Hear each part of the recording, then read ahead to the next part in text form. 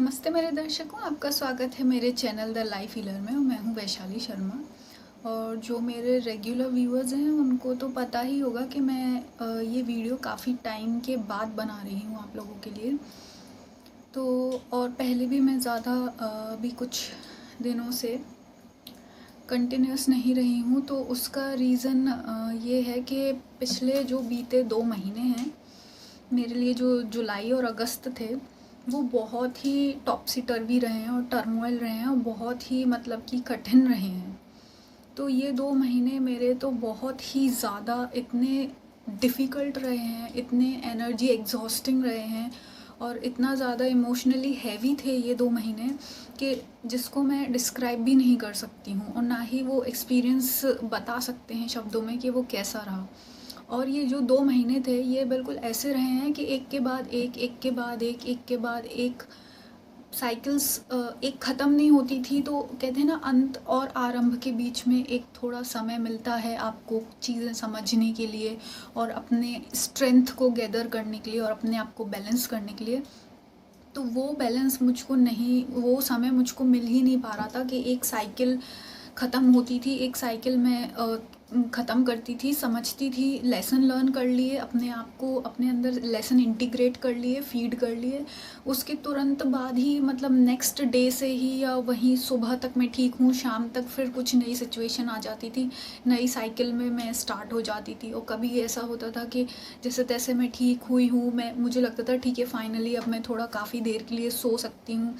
तो for example अगर मैं लंबे समय के लिए समय निकाल कर रेस्ट करती थी, सोती थी, तो पता चला कि नींद पूरी हो ही नहीं पाती थी कि कहीं से कुछ खबर आ जाती थी कि ये हो गया वो हो गया। तो ये जो पिछले पास्ट 2 मंथ्स रहे हैं ये बहुत ही ज़्यादा डिफ़िकल्ट रहे हैं। और दूसरी बात, इन पिछले 2 महीनों में मेरे क्या कहते हैं, कॉलेज में एग्ज़ाम्स वगैरह भी थे, तो उसका भी काफ़ी प्रेशर था कि एग्ज़ाम्स की प्रिपरेशन करनी थी। और एग्ज़ाम्स तो हम टाल भी नहीं सकते हैं, हमको वो देने ही जाना होता है, चाहे आप इमोशनली वीक हों, चाहे हेल्थ आपकी ख़राब हो, चाहे कुछ भी हो, आपको वहाँ जाके एग्ज़ाम देना रहता है। और उससे भी बड़ी बात, अगस्त के लास्ट में 29 अगस्त को मेरे मित्र हैं, मेरे दोस्त, मेरे भाई जैसे ही थे वो, उनकी मृत्यु भी हो गई। मैंने उनके लिए प्रेयर्स भी मांगी थी, आप लोगों से वीडियो बनाई थी उनकी सलामती के लिए और उनके रिकवर होने के लिए। वो वेंटिलेटर पे थे। तो उनके साथ भी ऐसा हुआ है कि आप ये सोचिए, 21 अगस्त को हम लोगों का लास्ट एग्ज़ाम था, हम लोग वहाँ एग्ज़ाम देने गए और 21 अगस्त को वो एग्ज़ाम देने आए थे उधर। और एग्ज़ाम देने के बाद शाम तक ही उनकी सिचुएशन इतनी ख़राब हो गई हालत कि उनको फिर वेंटिलेटर पे लेकर आए। तो फिर उसके बाद ऐसी पोशन पुल चलता रहा। तो 21 को मुझे लगा कि फ़ाइनली मैं फ्री हो गई हूँ एटलीस्ट एक चीज़ से, कि हम लोगों के कॉलेज के एग्ज़ाम तो ख़त्म हो गए। पर फिर उसके बाद नेक्स्ट डे रक्षाबंधन, उसमें सब बिज़ी रहना। फिर उसके बाद मेरे घर पे कुछ फंक्शन था, फिर गेस्ट्स आए थे, सब अपीयर हुए। फिर उसके बाद मुझे खबर मिली कि मेरे जो दोस्त हैं, जो मेरे इतने ज्ञानी मित्र थे, उनको इतनी डीप नॉलेज थी लाइफ की। सोचिए इतनी कम उम्र में ही उनको इतनी डीप नॉलेज थी लाइफ की कि उन्होंने मुझको इतना कुछ सिखाया है इन 2 सालों में। 2 साल पहले ही मैं उनसे मिली थी, उन्होंने बहुत गाइड किया, बहुत कुछ सिखाया। और मैं अगर इसमें ट्विन फ्लेम जर्नी में जितना काफ़ी कुछ किया है, जो मैं हमेशा बोलती हूँ कि इस जर्नी में मैंने जो किया है वो खुद किया है, किसी का भी मैंने कहीं से काउंसलिंग सेशन नहीं ली, कुछ नहीं लिया, पूरा यूनिवर्स के गाइडेंस में और अपने कर्मों से ही मैं यहाँ तक अपनी हीलिंग करी, यहाँ तक पहुँची। तो उसमें मेरा काफ़ी जो श्रेय है वो मेरे मित्र का भी है, क्योंकि वो जो लाइफ के कुछ उन्होंने डीप नॉलेज बताई, तो उसी नॉलेज को यूज़ करके, उसी चीज़ का इस्तेमाल करके और इमोशंस को कैसे समझा जाता है, कैसे उसको फ़ील किया जाता है और कैसे उसको लेट गो किया जाता है, कैसे उसको समझा जाता है, ये सब भी उन्होंने ही मुझे गाइड किया था, जिसका वो ज्ञान मेरे बहुत काम आया इस ट्विन फ्लेम जर्नी में, जिसकी वजह से मैं यहाँ तक पहुँची। तो जब उनके साथ ये हुआ, 29 अगस्त को पता चला ये सब, मैं उनसे डेली मिलने जाती थी हॉस्पिटल और यही होप करते थे कि वो ठीक हो जाएं, ठीक हो जाएं।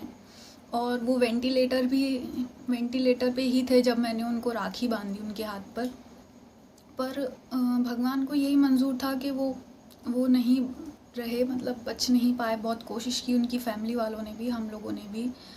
तो फिर वो 29 के बाद जो मेरे 5-6 एक हफ़्ता था, वो इतना डिफ़िकल्ट था, इतना डिफ़िकल्ट इमोशनली, इतना ओवरवेलमिंग था, इतना ज़्यादा कि मैं किसी से फ़ोन पर भी बात नहीं कर पा रही थी और सिर्फ़ रोना रोना रोना, और बस मेरे दोस्त की ही मुझे याद आती रहती थी, उन्हीं की बातें याद आती रहती थी, उन्हीं की गाइडेंस याद आती रहती थी।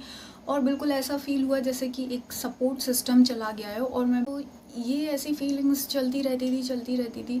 फिर बहुत मुश्किल से मैंने अपने इमोशंस को हील किया।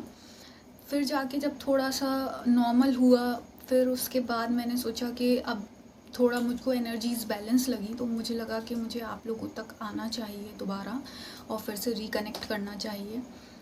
और मेरा अभी प्रयास यही रहेगा कि जितनी भी मुझे नॉलेज है, जितनी भी नॉलेज मैंने अपने कार्मिक फ्रेंड्स से, कार्मिक जो भी लोग थे उनसे सीखी, चाहे अच्छे कर्मा से, चाहे बुरे कर्मा से, चाहे मिस्टेक्स से, चाहे अच्छी चीज़ों से सीखा है, वो सारा ज्ञान मैं चाहती हूँ आप तक पहुँचाऊँ और आप लोगों को भी हेल्प हो इस आपकी ट्विन फ्लेम जर्नी में और आपकी हीलिंग और बैलेंसिंग में।